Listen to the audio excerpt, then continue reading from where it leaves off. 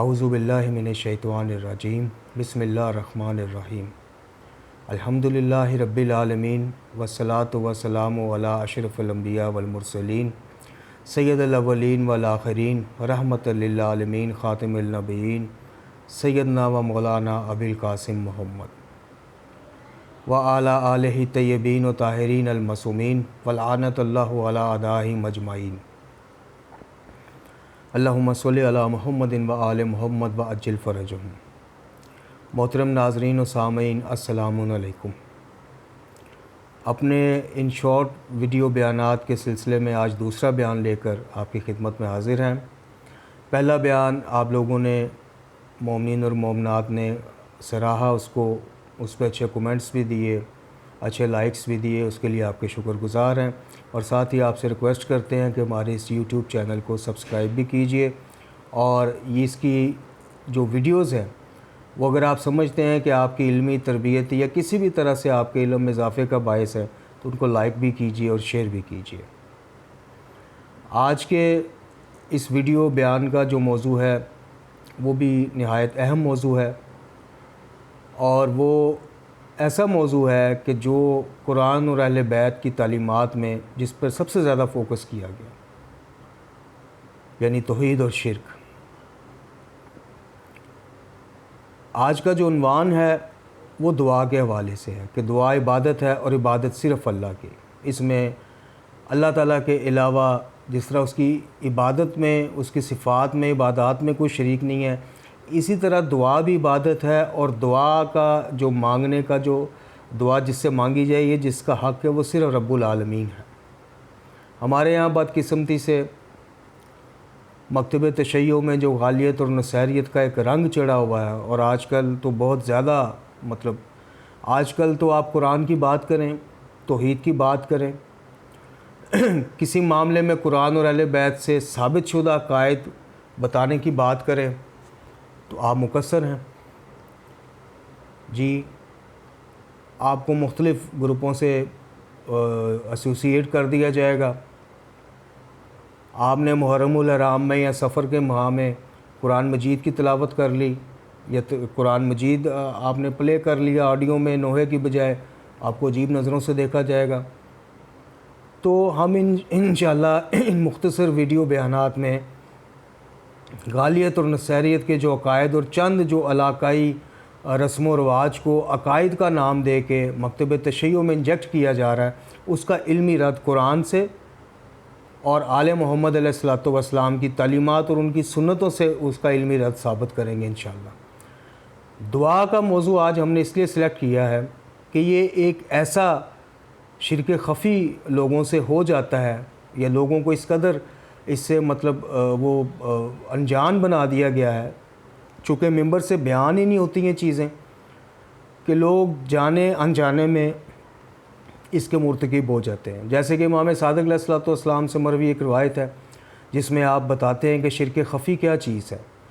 آپ فرماتے ہیں کہ شرک خفی کی مثال ایسی ہی ہے جیسے کہ ایک سیاہ اندھیری رات میں سیاہ رنگ کے پتھر پہ سیاہ کلر کا کیڑا چل رہا ہو، جیسے وہ نہ چلتا نظر آتا ہے نہ محسوس ہوتا ہے، اسی طرح شرک خفی انسان میں کب سرایت کر جاتا ہے، اور اسی طرح سیاہ پتھر میں سیاہ کیڑے کے چلنے والی مثال سے امام ثابت کرتے ہیں کہ اس طرح ایک مومن کو بھی نہیں پتہ چلتا کہ وہ شرک خفی کا مرتکب ہو رہا ہے۔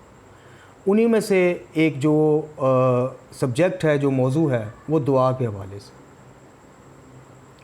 سورہ مومن میں اللہ تعالیٰ نے فرمایا ادعونی استجب لکم، اے میرے بندو مجھ سے دعا مانگو میں قبول کروں گا۔ قرآن مجید فرقان حمید میں سورہ بقرہ ہو، سورہ نمل ہو، سورہ نساء ہو، غرض کے پورے قرآن میں اللہ تعالیٰ نے دعا کا مختلف مواقع پر مختلف طریقوں، بلکہ انبیاء علیہ الصلوۃ والسلام کی دعائیں قرآن نے کوٹ کی ہوئی ہیں۔ تو دعا جو عبادت ہے اللہ تعالیٰ کو بڑی محبوب ہے، اور اللہ تعالیٰ اس میں بھی کسی کی شرکت جو ہے نا وہ اس کی اجازت نہیں دیتا۔ سورہ نمل کی ایک آیت ہے جسے ہمارے ہاں کوئی مومن بیمار ہو، کوئی سیریس ہو، کوئی مالی حالات کا مسئلہ ہو تو بہت زیادہ شیئر بھی کیا جاتا ہے اور پڑھنے کی درخواست بھی کی جاتی ہے۔ اما یجیب المضطر اذا دعا والی، سورہ نمل کی آیت نمبر 62 ہے. لیکن کیا کبھی ہم نے اس کا ترجمہ بھی پڑھا ہے, اس کی تفسیر بھی پڑھی ہے, اور کبھی جاننے کی کوشش کی ہے کہ یہ کتنی سخت آیت ہے توحید اور شرک کے حوالے سے؟ یعنی اس آیت میں اللہ رب العزت نے دعا مانگنے کو, دعا قبول کرنے کو, مصیبت اور مشکل سے نجات دینے کو اپنی الوہیت سے منسلک کیا ہے, ایسوسیٹ کیا ہے. اور پھر یہ دیکھیں, میں ترجمہ اختصار وقت کے پیش نظر صرف ترجمہ آپ کی خدمت میں پیش کرتا ہوں. یہ دیکھیں پہلے آپ, یہ سورہ نمل کی آیت نمبر 62, یہ اما یجیب المضطر سے شروع ہوتی ہے. اس کا ترجمہ ہے کہ بھلا وہ کون ہے کہ جب مضطر اسے پکارے اور بے قرار اسے پکارے تو وہ دعا سنتا ہے, اور نہ صرف سنتا ہے قبول کرتا ہے اور مصیبت کو دور کرتا ہے, اور تم لوگوں کو زمین میں اپنا نائب یعنی خلیفہ بناتا ہے. تو کیا خدا کے ساتھ کوئی اور معبود بھی ہے؟ یہ بہت الارمنگ الفاظ ہیں محترم سامعین و ناظرین, کہ اللہ تعالیٰ پکارنے والے کی پکار سننے کو اور سن کے قبول کرنے کو, مصیبت دور کرنے کو خدائی, اپنی خدائی سے, اپنی الوہیت سے نتھی کر رہا ہے, منسلک کر رہا ہے. اور پھر اگلی آیت میں اللہ تعالیٰ کہہ رہا ہے کہ کیا اللہ کے علاوہ بھی کوئی الہ ہے جو یہ ساری خصوصیات رکھتا ہو؟ اور پھر آیت جہاں ختم ہوتی ہے وہاں اللہ تعالیٰ کہتا ہے کہ نہیں, اللہ کے علاوہ کوئی معبود نہیں, کوئی سننے والا نہیں, پر تم لوگ بہت کم نصیحت پکڑتے. اسی طرح معصومین علیہ الصلوۃ والسلام کی آپ تعلیمات دیکھیں, آپ یہ مفاتیح الجنان کی ساری دعائیں دیکھیں جو معصومین علیہ الصلوۃ والسلام سے سند شدہ, روایت شدہ اور نقل شدہ ہیں. آپ صحیفہ کاملہ جو ہے ہی دعاؤں کی کتاب, آپ اس کی ایک ایک دعا دیکھیں, ایک ایک دعا پڑھیں. آپ نہج البلاغہ کا خطبہ نمبر 222 پڑھیں, 227 پڑھیں, 222 پڑھیں, اور مختلف جگہوں پہ امام علی ابن ابی طالب علیہ الصلوۃ والسلام کے دعائیہ کلمات آپ کو اس میں ملیں گے. آپ دعائے کمیل پڑھیں. ساری باتیں عرض کرنے کا مقصد یہ ہے محترم ناظرین کہ ہم نے جس طرح نہج البلاغہ میں مولا کائنات نے فرمایا کہ آل محمد ہی وہ نقطہ اعتدال ہیں کہ آگے بڑھ جانے والوں کو پیچھے آ کے ان سے ملنا ہے اور پیچھے رہ جانے والوں کو آگے بڑھ کے ان سے ملنا ہے. ہم عبادت ہو, خوشی ہو, غمی ہو, جی عزاداری ہو یا عبادات ہو, ہم کسی بھی چیز میں آل محمد سے آگے بڑھنے کی ہمیں کوشش نہیں کرنی چاہیے. تو یہ سارے حوالہ جات دینے کا مقصد یہ ہے کہ آپ قرآن مجید سے لے کے نہج البلاغہ, صحیفہ سجادیہ, مفاتیح الجنان اور جو دعاؤں کی کتابیں آپ دیکھیں کہ آئمہ علیہ الصلوۃ والسلام جب دعا مانگتے تھے تو ان کا طریقہ کار کیا تھا. کیا وہ اللہ کے علاوہ کسی کو مخاطب کرتے تھے؟ ہمارے ہاں ایک چیز بڑی کامن ہو گئی ہے, اور دعا صرف وہ دعا نہیں ہے جو ہم نماز یا مختلف مواقعوں کے بعد ایک تفصیلی دعا مانگتے ہیں. دعائیہ کلمات, سلامتی کے الفاظ, جیسے مثال کے طور پہ ہم کہتے ہیں مولا حسین آپ کو اولاد دے, مولا غازی باز آپ کو اپنا گھر دیں, مولا قبول کرے, مولا سلامت رکھے.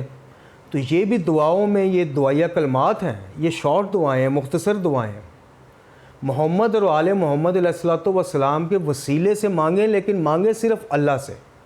یہ کوئی مقصریت والی بات نہیں ہے, یہ قرآن اور اہل بیت کی واضح تعلیمات ہیں. آپ کچھ نہ کریں, آپ قرآن مجید اور صحیفہ سجادیہ سے مدد لیں.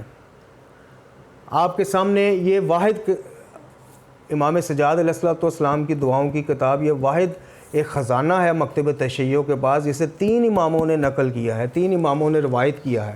اس کی سند میں تو جناب کوئی مشکوکیت والی معاذ اللہ بات ہی نہیں ہے. آپ دیکھیں کہ امام سجاد علیہ السلام دعا مانگنے کا جو طریقہ اور سلیقہ, جو تربیت ہمیں کر رہے ہیں, وہ کیا ہے. تو محترم سامعین, دعا تفصیلی ہو یا یہ شارٹ کلمات ہوں, ہمارے دعائیہ جو ہوتے ہیں, ہمیں مخاطب جو رکھنا چاہیے صرف رب العالمین کو رکھنا چاہیے, سنت معصومین کے مطابق, احکامات قرآن کے مطابق. اور دعا کا لفظ جب بھی استعمال ہوگا, دعا کے لیے جب پکارا جائے گا, صرف رب العالمین کو پکارا جائے گا. قرآن مجید میں انبیاء کی دعائیں دیکھ لیں, آپ صحیفہ سجادیہ میں جناب زین العابدین علیہ السلام کی دعائیں دیکھ لیں، آپ نہج البلاغہ میں امام علی علیہ السلام کے دعائیہ کلمات دیکھ لیں، آپ رسول خدا صلی اللہ علیہ وآلہ وسلم کی دعائیں دیکھ لیں، آپ کسی امام کی دعائیں دیکھ لیں، آپ کو ایک ضعیف کیا جھوٹی سے جھوٹی روایت بھی ایسی نہیں ملے گی کہ کبھی کسی معصوم نے اپنے سے پہلے والے معصوم کو جیسے ہم کر لیتے ہیں۔ ابھی میں نے جیسے چند کلمات آپ کے سامنے ذکر کیے، آپ معصومین علیہ السلام، آپ دعائے توسل پڑھ لیں، آپ دعائے توسل دیکھ لیں، یا وجیہن عند اللہ اشفع لنا عند اللہ، کہ اللہ کے نزدیک ہماری شفاعت کیجیے، ہماری سفارش کیجیے۔ آپ معصومین علیہ السلام کو ڈائریکٹ بھی اگر مخاطب کرتے ہیں تو آپ وسیلے کے عنوان سے مخاطب کر سکتے ہیں۔ دعا کے لیے جب پکارا جائے گا اللہ کو پکارا جائے گا۔ اور محترم ناظرین، بدقسمتی سے ہمارے ممبروں سے توحید اور شرک کے حوالے سے مواد بیان نہیں ہوتا، چونکہ سننے والوں کے شاید اس میں پسندیدہ موضوعات میں نہیں ہے، تو ذاکر جو خاص کر غالی اور نصیری ہیں ان کے لیے تو توحید کا نام ہی موت ہے، اور ویسے بھی وہ ایسی چیز کیوں بیان کریں گے جسے لوگ سنیں گے نہیں، اور جب سنیں گے نہیں تو اگلے سال ان کی بکنگ نہیں ہوگی، ان کو ہزاروں لاکھوں بلکہ اب تو کروڑوں کے اشرے نہیں ملیں گے۔ تو خدا کے واسطے قرآن اور اہل بیت کی تعلیمات کو پڑھنا شروع کیجئے۔ 10 منٹ قرآن کو دیں روز، 10 منٹ نہج البلاغہ کو دیں، اور 10 منٹ صحیفہ سجادیہ کو دیں۔